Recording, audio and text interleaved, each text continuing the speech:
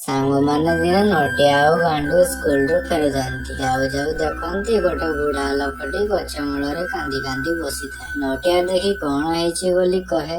ସେ ବୁଢା ଲୋକଟି ପ୍ରଥମେ ପାଣି ମାଗେ ଆଉ କହେ, ଅଧା ପଇସା ଆଣିବାକୁ ଯାଇଥିଲି, ହେଲେ ଅଫିସର ବାବୁ ମାନଙ୍କୁ ଲାଞ୍ଚ ନଦେଲେ ଦେବେନି ବୋଲି କହିଲେ। ସେମିତି ଗୋଟେ ବୁଢୀ ମାଙ୍କୁ ଅଫିସର ମାନେ ତାର ଲୋନ ପଇସା ଦେଲେ ନାହିଁ। ଆଉ ଦିନ ନଟିଆ ଆଉ ତା ସାଙ୍ଗମାନେ ବୁଦ୍ଧି ଉପାୟ କରି ସେଇ ବୁଢା ବୁଢୀ ମାନଙ୍କୁ ଅଫିସର ମାନଙ୍କ ପାଖକୁ ନେଇଗଲେ। ତାପରେ ବୁଢା ବୁଢୀ ମାନଙ୍କୁ ଦେଖି ଅଫିସର କହେ, ଆଜି ଲାଞ୍ଚ ନଦେଲେ ଆଉ କେବେ ଆସିବ? ସାଙ୍ଗ କହେ, ଏଇ ନିଅ ତମର ଲାଞ୍ଚ, ଏଇ ହାଣ୍ଡି ଭିତରେ ଅଛି। ଯେତେବେଳେ ଅଫିସର ହାଣ୍ଡିର ଢାଙ୍କୁଣୀକୁ ଖୋଲେ, ତାପରେ ତାଙ୍କୁ ମାଡ ଉପରେ ମାଡ ବଜେଇଲା।